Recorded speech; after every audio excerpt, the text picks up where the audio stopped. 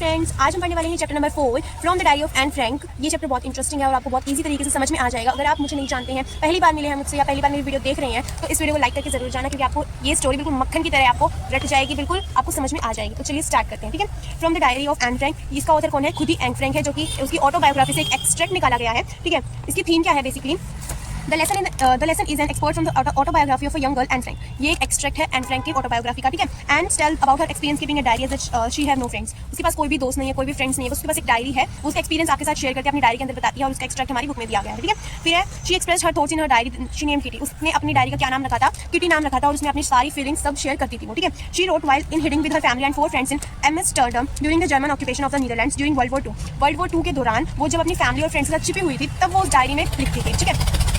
जब German occupation था, जो नीदरलैंड्स था, वर्ल्ड वॉर 2 के दौरान वो अपनी फैमिली और फ्रेंड्स के साथ वहाँ पे छुपी हुई थी, ठीक है। तब वो अपनी डायरी वहाँ पे लिखती थी, ठीक है। उसमें कहा गया आगे कहा है she spends her adolescent year hidden from the outside world. उसने जो अपनी एडोल्सेंट जो यानी कि जो टीन एज है, वो सब अपनी छिपने में बिताती है वहाँ पे आउटसाइड जो वर्ल्ड है वहाँ पे, ठीक है। And her diary kept all her secrets, और उसकी डायरी को उसके सारे सीक्रेट्स पता है, ठीक है। This diary was eventually translated from its original Dutch into many languages. मतलब उसकी जो डायरी थी ना, वो डच लैंग्वेज में लिखी गई थी, और बाद में बहुत सारी लैंग्वेज के अंदर उसको इंटरप्रिएट किया गया था, ठीक है। And became one of the world's most widely read books, और ये सबसे ज़्यादा पढ़ी जाने वाली किताब बन चुकी थी वर्ल्ड के अंदर, ठीक है।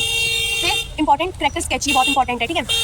करेक्टर स्केच मैं आपको नीचे डिस्क्रिप्शन में दे दूंगी, ठीक है। अभी आप हमारी समझ स्टार्ट करते हैं। In this lesson Anne Frank the writer talks about not having a true friend in her life. इस चैप्टर में एन फ्रैंक के बारे में लिखा गया है, वो बताती है कि मेरे पास कोई भी अपना सच्चा दोस्त नहीं है। अपना एक सच्चा दोस्त जो होता है वो उसके पास नहीं है, वो अपनी डायरी को अपना सच्चा दोस्त मानती है। While writing in a diary she finds the experience quite strange and unusual. She feels that no one including herself would read about a 13-year-old school girl missing in the की बात करते हैं। वो बोलती है कि वो अपनी ना सारी दिल की बातें किसी सच्चे फ्रेंड्स के साथ शेयर करना चाहती थी, बट उसका कोई ऐसा फ्रेंड नहीं था। तो उसने एक डायरी ढूंढी, अपनी डायरी खरीदी, उस डायरी को अपना फ्रेंड बनाया उसने, और अपनी सारी मन की बातें जो सीक्रेट्स बातें उसमें लिखने लगी। उसे लगा कि ये किसी को बताएगी नहीं, ठीक है। तो उसको इतना फ्रेंड्स मानने लगी, वो इसकी ट्रू फ्रेंड बन गई थी, किटी, ठीक है। एक दिन क्या हुआ? When she was depressed she came up with a से। जब वो एक दिन बहुत ज्यादा दुखी थी, वो क्या लिखती है? बोलती है paper has more patience than people. वो बोलती है कि पेपर है ना, उसको जो paper has more patience than people, यानी कि जो लोग हैं उनसे ज्यादा पेशेंस तो पेपर में ही है, क्योंकि लोग एक दूसरे की बातों को लीक आउट कर देते हैं, बट पेपर ऐसा नहीं करता, वो चुप रहता है, ठीक है। Which she believes there are about 30 people she can call friends. She has family, loving aunts and a good home. On the surface, she seems to have everything except a true friend. वो बोलती है कि मेरे पास सब कुछ है, मेरे पास family है, फ्रेंड्स है, ऑलमोस्ट मेरे पास 30 लोग हैं जिनको मैं ये बोल सकती हूँ कि हाँ ये मेरे हैं, बट मेरे पास एक भी अपना एक सच्चा फ्रेंड नहीं है, उसके पास कोई भी उसका फ्रेंड नहीं होता है, वो ये बोलती है, ठीक है। फॉर दिस रीजन, इसी कारण से she has decided to write in a diary and wants it to be her friend. इसलिए वो क्या करती है कि मैं एक डायरी लिखूंगी, वो मेरी फ्रेंड बनेगी, ठीक है। She decided to name her diary Kitty. वो अपनी डायरी को क्या नाम देती है? किटी नाम देती है। And unlike other people, she will not mention just fact. वो सिर्फ उस डायरी में फैक्ट्स की बातें नहीं लिखती थी, वो अपने बारे में लिखती थी, अपने पेरेंट्स के बारे में लिखती थी, अपनी फैमिली के बारे में लिखती थी। उस डायरी से हर एक बात वो शेयर करती थी, ठीक है। उसके बाद she starts by giving a brief sketch of her life before starting with her missing. मतलब अपने दुख की पीड़ाएं वगैरह स्टार्ट करने से पहले, अपनी लाइफ के बारे में बताने से पहले वो कुछ ब्रीफ स्केच देती है अपनी फैमिली के बारे में, ठीक है। She refers to her father as the most adorable father she has known. वो बोलती है कि अपने पापा को बोलती है कि ये मेरे पापा हैं, वो मोस्ट एडोरेबल, मतलब बहुत अच्छे हैं इस दुनिया में जितना कि मैं यहाँ तक जानती हूँ, ठीक है। वो बोलती है her father was 36 when he married Anne mother.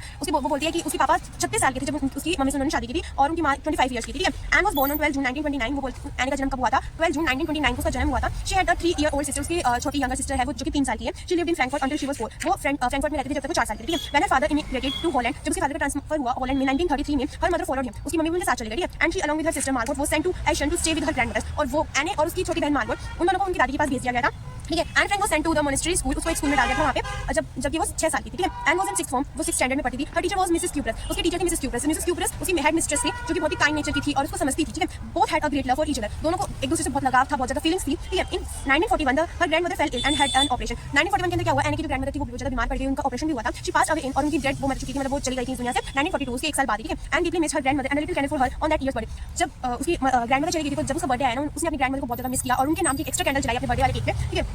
On Saturday 20 June 1942 Anne Frank made her first entry in her diary. 1942 के अंदर उसने अपनी पहली डायरी लिखी थी, फर्स्ट पेज लिखा था उसने, ठीक है। It was in the form of letter, वो एक लेटर की फॉर्म में था, जिसमें कि बताया गया था कि तुम्हारा नाम किटी है, ठीक है। She mentions how her class is nervous about their result. वो बताती है कि मेरी क्लास जो है वो कितने नर्वस है मेरे रिजल्ट को लेके, अपने सभी को रिजल्ट को लेके।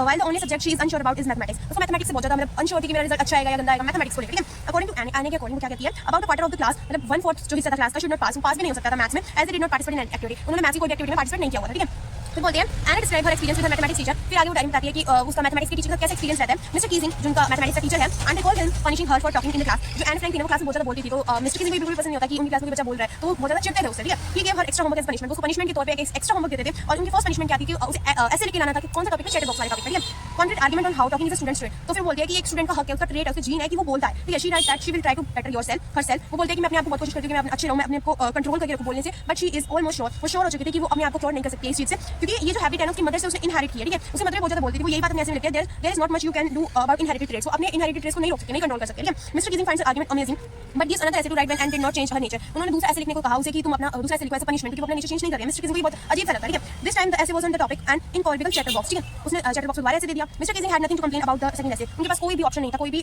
सेकंड ऐसे पे जो उन्होंने दिया था उसके अबाउट कोई भी कंप्लेन नहीं थी। However during the third lesson he had finally had enough and give the third essay entitled quack quack quack said Mr chatterbox. उन्होंने इसको कहा quack quack quack said Mr chatterbox, ठीक है। While Annie had exhausted herself of her creativity on this topic, जो Annie एकदम exhausted हो गई, मतलब थक चुकी थी इन सब क्रिएटिविटीज को करते करते, she came up with a funny poem. उसने एक फनी पोएम लिखी, क्या काम? It was about a mother duck and a father swan with 3 baby ducklings who were beaten to death by the father because they quacked too much, ठीक है। इसमें उसमें poem में क्या लिखा था, एक होती है मदर डक और एक होता है फादर स्वान, ठीक है। उनके 3 बच्चे होते हैं, डकलिंग जिनको बोलते हैं, और वो क्या है ना बहुत who were beaten to death, मतलब उनकी डेथ हो गई थी बाय द फादर, जो कि बहुत ज्यादा क्वैक क्वैक क्वैक यानी कि उनकी भाषा में जो बोलते थे, ठीक है। Mr Keesing took it in a good and a light spirit, उसने मिस्टर कीजिंग को भी समझ में आ चुका था कि ये इसका इनहेरिटेड ट्रेट है और इसका अधिकार है बोलना, ठीक है। उसको गुड और अच्छी स्पिरिट यानी कि अच्छी आत्मा लगी, ठीक है। He read the poem in many of his classes, उसने ये पोएम हर एक क्लास में जाके बोली और काफी बार पढ़ी इस पोएम को, एडिंग हिज ओन कमेंट्स, और उसने अपने खुद के कमेंट्स उसमें पोएम में ऐड किए। फ्रॉम दैट डे, उस दिन के बाद से ही and was all to talk in class, और उस दिन के बाद से ही जो था ना मिस्टर कीजिंग का बिहेवियर बिल्कुल बदल चुका था। वो फनी पीपल बन गए थे एनी की वजह से, उनके चैटर बॉक्स ऐसी की वजह से वो बहुत ज्यादा फनी पीपल बन गए थे, और उन्होंने अपने आप को चेंज भी किया था। अब वो क्लास में जोक्स भी बोलने लगे थे और बच्चों को डांटते भी नहीं थे, उनके साथ फनी बिहेवियर करते थे। तो that's all about the whole summary and the whole chapter. I hope you like it and hope you understand. Thank you, bye bye, and मिलते हैं नेक्स्ट वीडियो में। बाय।